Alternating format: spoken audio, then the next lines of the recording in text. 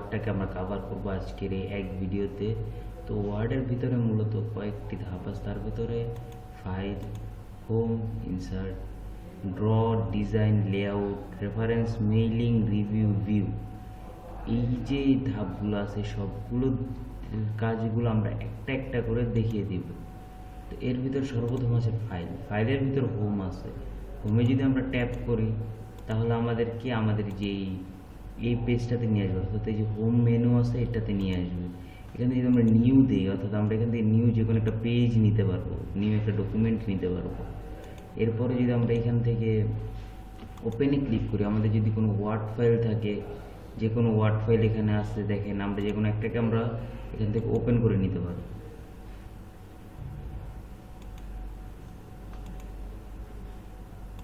যে ওয়ার্ড ফাইলগুলো আছে সেগুলো যে কোনো একটাকে আমরা ওপেন করে নিতে পারি এখান থেকে। ওকে,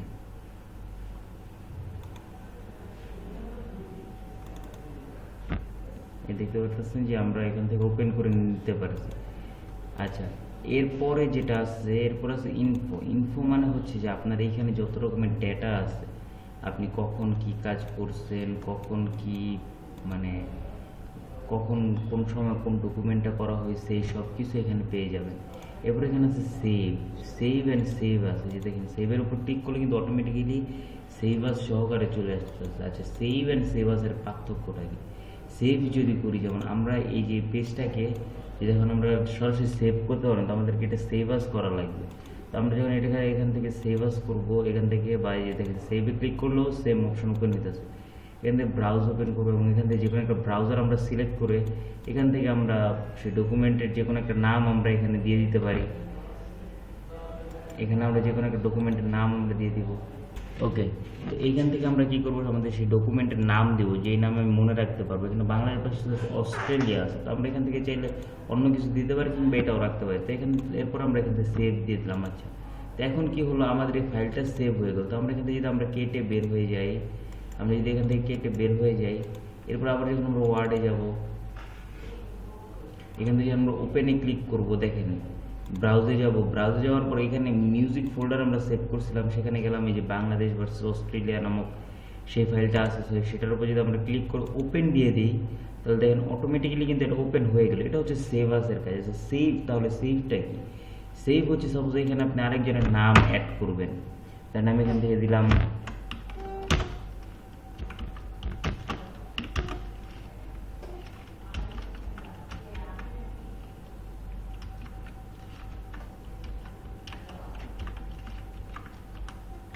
যে থেলাপতি। আচ্ছা, এরপরে যদি আমি এখান থেকে কন্ট্রোল ধরে এস দিই, কন্ট্রোল এস মানে সেভ। তো এরপর যদি আমি এখান থেকে কেটে বের হয়ে যাই, অ্যাগেইন আমি ওয়ার্ডে যাই। এখন এখান থেকে তো আমরা ফার্স্ট একবার ওয়ার্ড থেকে ওপেন করলাম, এখন আমরা কি করবো, ফাইল থেকে ওপেন করবো। ফাইল থেকে ওপেন কীভাবে করবো, সেম প্রসেস। আমরা মিউজিক ফোল্ডারে যাব, এখান থেকে যে আমাদের এর নামটা ছিল, আমাদের যে ওয়ার্ড ফাইলের নামটা ছিল বাংলাদেশ ভার্সেস অস্ট্রেলিয়া, সেটার উপর যদি আমরা ডাবল ক্লিক করি কিংবা ক্লিক করে এখান থেকে ওপেন লেখা আছে এটা দিলেও হয়ে যাবে। এই যে এরপরে দেখেন এখান থেকে অটোমেটিক্যালি সেভ আস চলে আসে। আবার এখান থেকে যদি আপনি কেটে দেন, কেটে দিয়ে কন্ট্রোল ধরে অ্যাস দেন, তাহলে এটা সেভ আস হয়ে যাবে। আবার একটা কেটে দিলে, এরপরে কন্ট্রোল ধরে অ্যাস দিলে আবারও সেভ আস হয়ে যাবে। এটা হচ্ছে মূলত এটার কাজ। এরপরে এখান থেকে প্রিন্ট আছে, এটা দিলে প্রিন্ট হয়ে যাবে। এটা দিলে শেয়ার, আপনি এটাকে মেইলে অনলাইনে যে কোনোভাবে আপনি শেয়ার করতে পারবেন। এক্সপোর্ট করলে এটা পিডিএফ আকারে আপনার এক্সপোর্ট হয়ে যাবে। পিডিএফ কাস্টমাইজ করা যায় না ওয়ার্ডে, অন্য অনেক থ্রু আছে, থার্ড পার্টি কিংবা লিগেও কিছু থ্রু আছে, তো ওই থ্রু আপনারা হয়তো এটা কাস্টমাইজ করতে পারেন, কিন্তু এন আদার ওয়েজ আপনি পিডিএফ কাস্টমাইজ করতে পারবেন না। এই পিডিএফটাকে আপনি ফোন বা যে কোনো কিছুতে পাঠায়, যখন কম্পিউটার দোকানে যাবেন তো ওনারা এটাকে প্রিন্ট করে দিবে। আচ্ছা, এরপরে এখান থেকে ক্লোজ মানে বন্ধ, শেষ।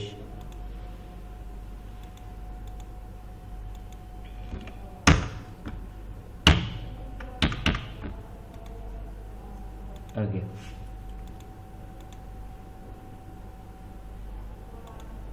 এরপরে এটা হচ্ছে এটার কাজ, আপনারা বুঝলেন যে ফাইলে কি কি আছে।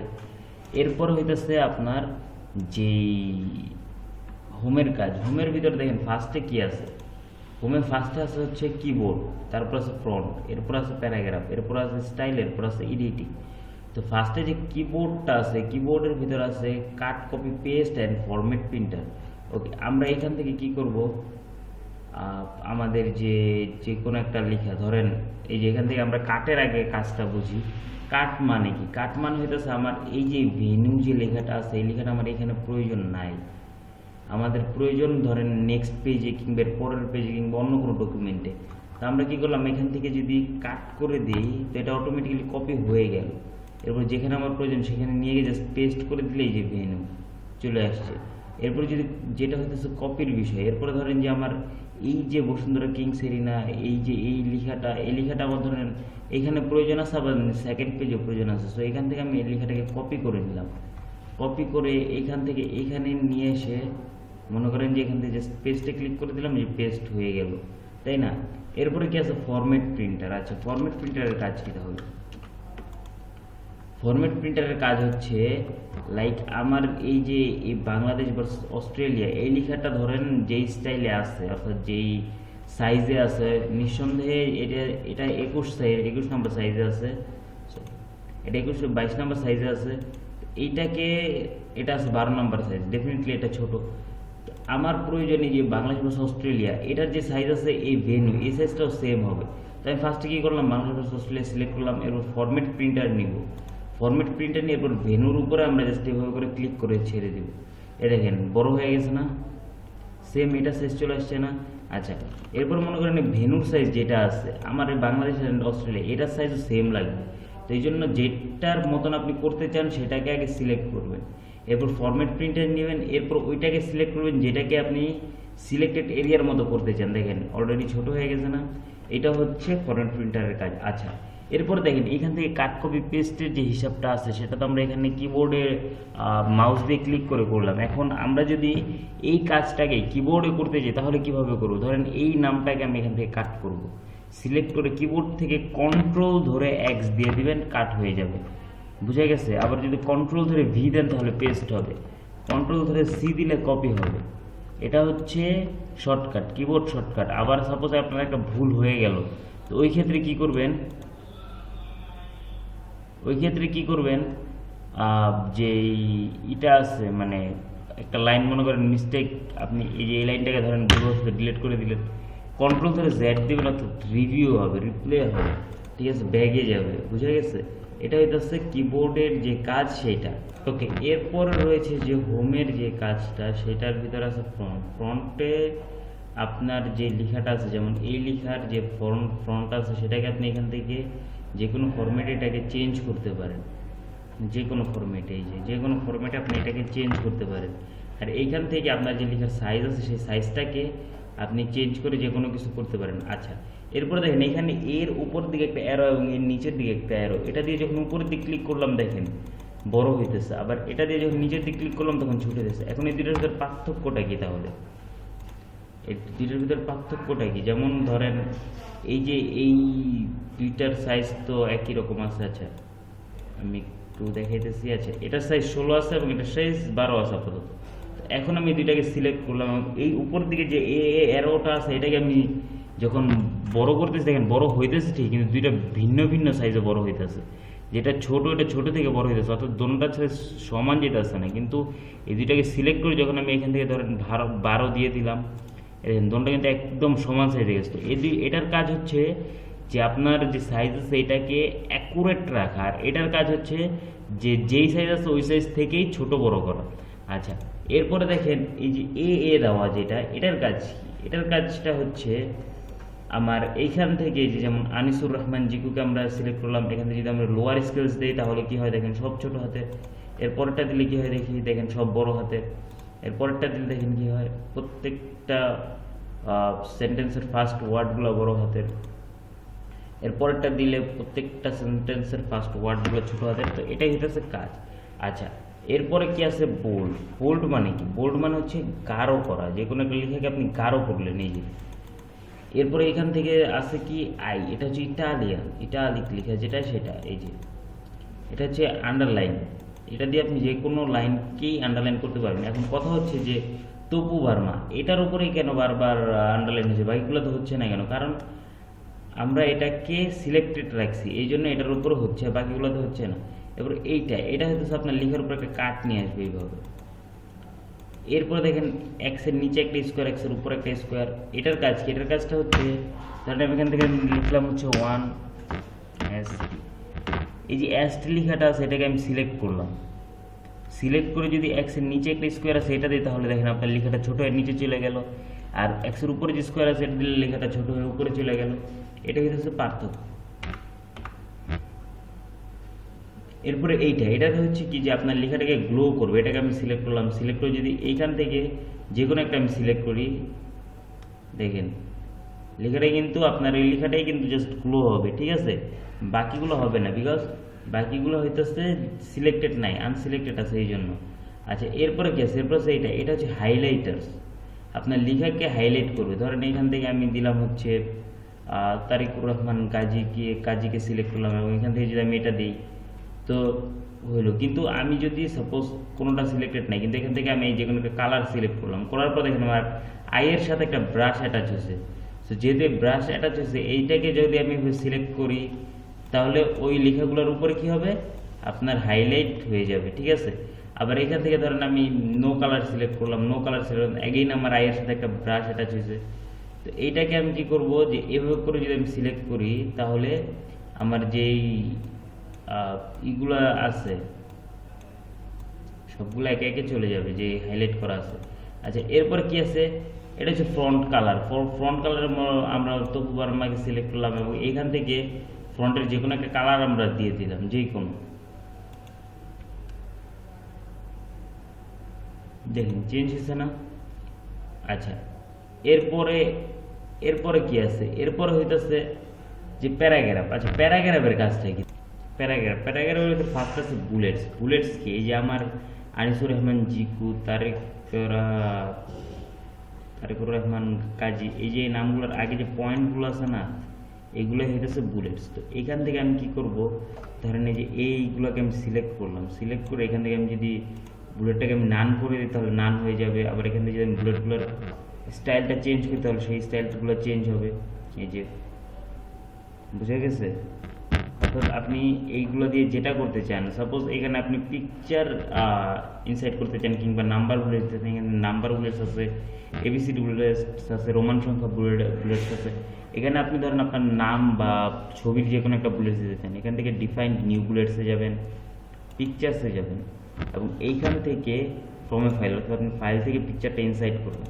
তো যে কোনো একটা পিকচার এখান থেকে নিলেন, সাপোজ এটা নিলাম, তারপরে এখান থেকে যদি আমি ইনসার্ট দিয়ে ওকে দিই তাহলে দেখেন প্রত্যেকটার সাথে কিন্তু একটা করে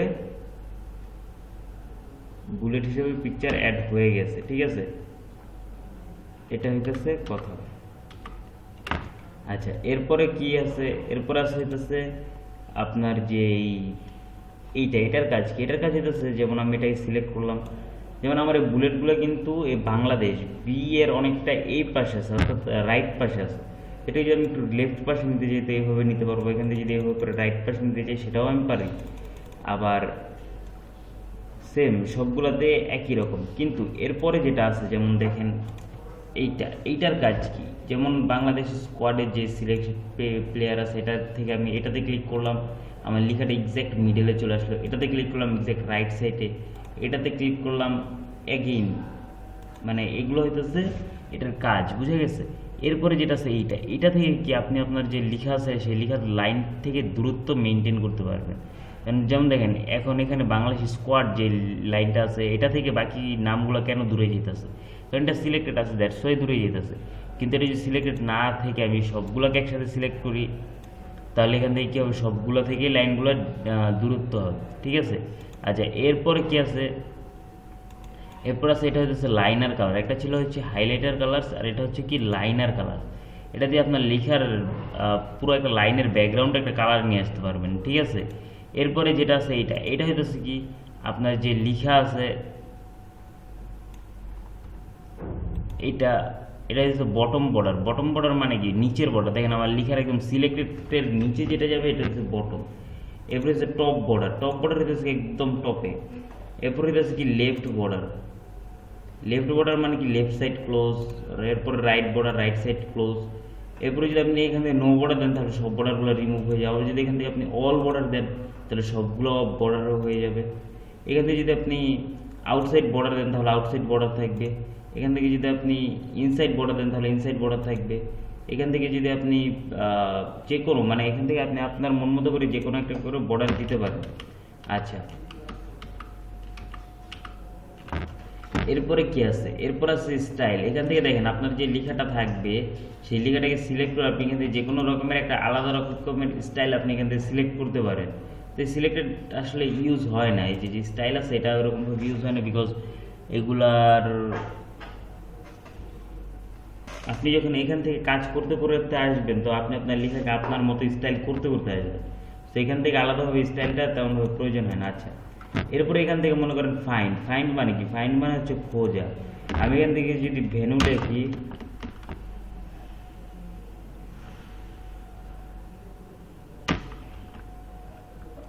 ভেনিউ দেখেন এই যে এই লাইনটা কিন্তু সিলেক্ট হয়ে গেছে, তাই না? এটা হচ্ছে আপনার ফাইন্ড। ফাইন্ড মানে হচ্ছে আপনি খুঁজবেন যে এটা কই আছে, এরপর রিপ্লেস, অর্থাৎ আপনি ভেনু বা এখান থেকে আমি লিখলাম হচ্ছে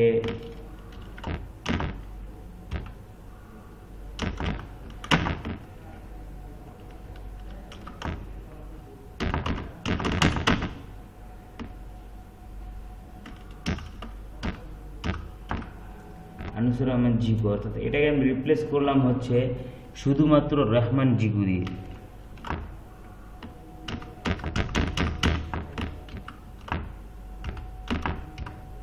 এবার যদি এখান থেকে আমি রিপ্লেস অল দিই তাহলে দেখেন ওইখান থেকে এটা কি অলরেডি রিপ্লেস হয়ে গেছে না, তাই না? এরপর হইতেছে কি, এরপর হইতেছে সিলেকশন। সিলেকশন দিয়ে দেখেন সিলেক্ট অল বা অবজেক্ট সিলেক্ট, এগুলা এখান থেকে সিলেক্ট না করে আপনি ডিরেক্ট এখান থেকে ডাইরেক্ট সিলেক্ট করা যায়, কন্ট্রোল এ দিলেও অল সিলেক্ট হয়ে যায়। তো এটাই হইতেছে মূলত আমাদের ওয়ার্ডের হোমের। অলরাইট, এরপর আছে ইনসার্ট। ইনসার্টে ফার্স্টে আছে কভার পেজ। কভার পেজ মানে কি, আপনি আপনার পেজের জন্য, যেমন আমি এখান থেকে যে ভেনিউটা নিছি তো এটার জন্য আমি একটা কভার পেজ নিলাম, সাপোজ এইটা নিলাম, ঠিক আছে? নিয়ে এখান থেকে ডকুমেন্ট টাইটেল দিলাম, সাপোজ এখানে যেটা আছে যেমন বাংলাদেশ ভার্সেস অস্ট্রেলিয়া, এটাকে আমি দিলাম।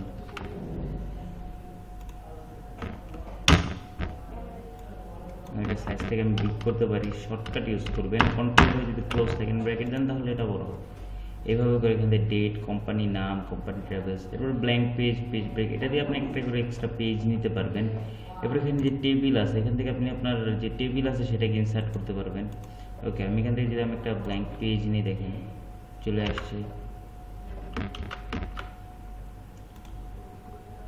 ঠিক আছে? আচ্ছা, এরপরে কি, এরপরে হইতেছে এখান থেকে যখন আমি টেবিলে ক্লিক করলাম, ক্লিক করার পরে দেখেন টেবিলটা চলে আসছে। আবার দেখেন এখান থেকে একটা কথা আছে যে আপনি যদি এখান থেকে এই উপরে এইখানে ক্লিক করে এরপরে যদি ব্ল্যাঙ্ক পেজ নেন তাহলে উপরের দিকে পেজটা ব্ল্যাঙ্ক হবে, ঠিক আছে? অর্থাৎ উপরের দিকে ওপেন হবে, আর নিচের দিকে এসে করলে নিচের দিকে, বুঝে গেছে? এটা হচ্ছে এটার কাজ। আচ্ছা, এরপরে কি আছে টেবিল। টেবিলের কাজ কি? টেবিলের কাজ হচ্ছে যেমন আপনি এখান থেকে আপনি আপনার মন মতো যে কটা কলাম, যে কটা র লাগে অনুযায়ী আপনি এখান থেকে টেবিল ইনসার্ট করতে পারেন। এই যে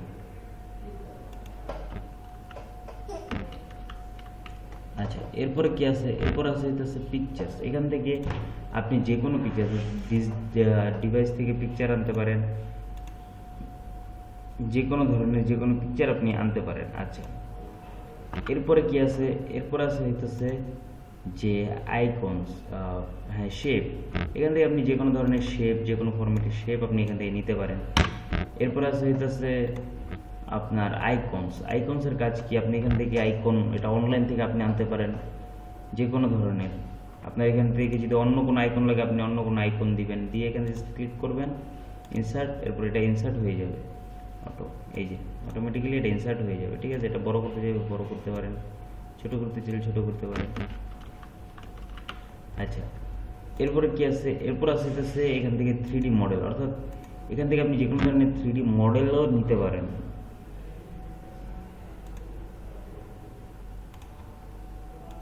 আমি যদি এখান থেকে ইনপুট দিই, 3D মডেল এখানে ইনপুট হইতেছে, এই যে ইনপুট হয়ে গেছে। এই যে কোনো ওয়েতে আপনারা এটাকে ঘুরাইতে পারবেন।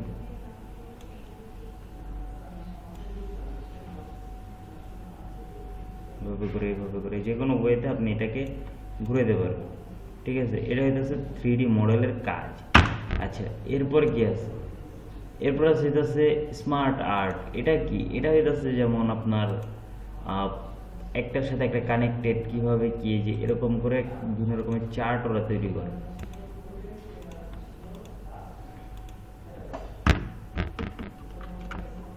তো এটা হচ্ছে ইনসার্ট থেকে আপনি যেকোনো স্মার্টলি যে কোনো একটা আর্ট আপনি এখান থেকে নিতে পারেন। এই যে এই টাইপের হতে পারে, এটা যে কোনো টাইপের হতে পারে। এখান থেকে আপনি আপনার প্রয়োজন মতো যে কোনো কিছুর নাম দিয়ে দিতে পারেন। আচ্ছা, এরপরে কি আছে? এরপর হচ্ছে চার্ট। চার্টটা মূলত এটা এক্সেলের যে কলামগুলো আছে বা লাইনার আপনার কোম্পানির যে কোনো একটা চার্টকেও এখান থেকে রিপ্রেজেন্ট করবে, ঠিক আছে? কিন্তু এখানে ওর কাছে অ্যাকুরেট কোনো তথ্য নেই। দেখেন এখান থেকে এক্সেলের যে শিট আছে সেটাই হয়েছে। আপনি এখান থেকে সিরিজের এখানে যদি আপনি 0 দিয়ে দেন, 0 দিলাম, এখানে আবার দিলাম 1, এখানে যদি আমি 4 দিই, এভাবে করে যদি আমি এখান থেকে কাস্টমাইজ করতে, আপনার যে গ্রাফসের যে ইটা থাকবে, দেখেন এখান থেকে কিন্তু চেঞ্জ হয়েছে গ্রাফ, অর্থাৎ কখনো উপরে গেছে কখনো ডাউন গেছে। আমি যদি এখান থেকে এটাকে 0 করে দিই, দেখেন এই যে এটা কিন্তু একেবারে ডাউন চলেছে এই যে ক্যাটাগরি অনুযায়ী, বুঝে গেছে? এটা হইতেছে মূলত চার্টের কাজ। এটা বেসিক্যালি এক্সেল থেকেই করা হয়। আচ্ছা আচ্ছা, এরপরে কি আছে? এরপর আছে হইতেছে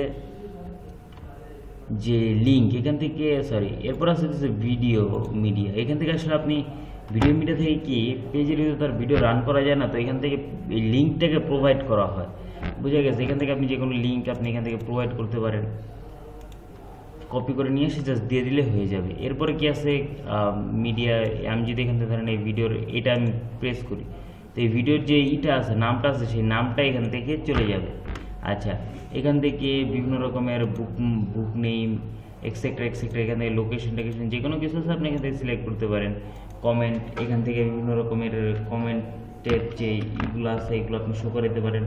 এরপর এখান থেকে আছে হেডার। হেডার মানে কি? হেডার মানে হচ্ছে আপনার পেজের উপরে, অর্থাৎ আপনার পেজের যে উপরি ভাগ আছে সেটার উপরে কিছু অ্যাড করা। লাইক আমি এখান থেকে যদি আমি হেডারটা নিই, এই ডকুমেন্ট টাইটেল, আচ্ছা এখান থেকে দেখেন আমার হেডার অলরেডি ওপেন হয়ে গেছে। এখান থেকে ক্লোজ হেডার দিয়ে দিলাম, দেখেন এটা ক্লোজ হয়ে গেল। আবার যদি এখান থেকে আমি ওপেন করি যদি আমি এখান থেকে লিখি হচ্ছে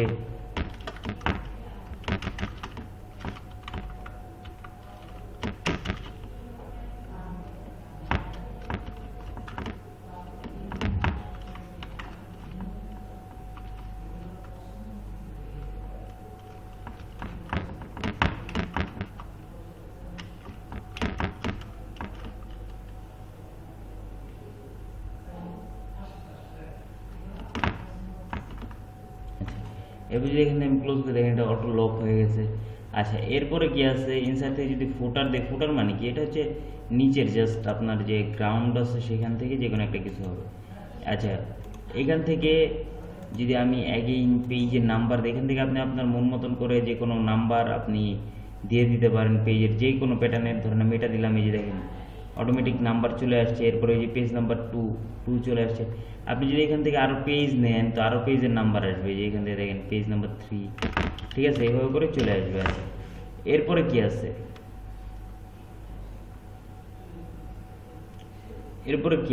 এরপর আছে হচ্ছে টেক্সট বক্স। এখান থেকে আপনি এরকম টাইপের যে কোনো রকমের টেক্সট বক্স আপনি নিতে পারেন, কিংবা ড্র টেক্সট বক্স নিতে পারেন।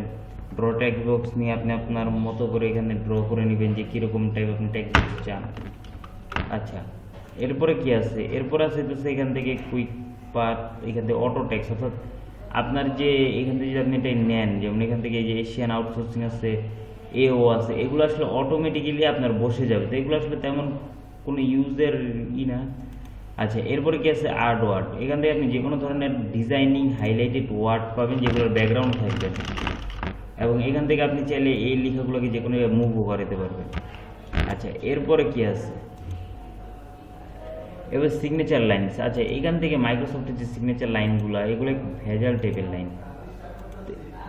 এইখান থেকে নর্মালি সিগনেচার লাইনগুলোকে আপনি নর্মালভাবেও নিতে পারেন, শেপ ফরম্যাট থেকে যে কোনোভাবে আপনি নিতে পারেন। আচ্ছা, এরপরে এখান থেকে ডেট অ্যান্ড টাইম বা অবজেক্ট যে কোনো কিছু আপনার এখান থেকে সিলেক্ট করতে পারেন। আচ্ছা, এরপরে কি আছে? এখান থেকে যে কোনো ধরনের আপনি এখান থেকে যে সাইন থিটা হোক, যে কোনো কিছু হোক, আপনি এখান থেকে নিতে পারেন। এই দেখেন এখান থেকে ভাগ, গুণ বা আদার্স যে কাজগুলো আছে এগুলো আপনি নিতে পারেন, ঠিক আছে। বেসিক ম্যাথ যে কোনো কিছু আপনি এখান থেকে জাস্ট চেঞ্জ করবেন, আপনার অ্যারোস লাগলে অ্যারোসে ক্লিক করবেন, যে কোনো ধরনের অ্যারোস এখান থেকে আপনি পেয়ে যাবেন, ঠিক আছে। আচ্ছা,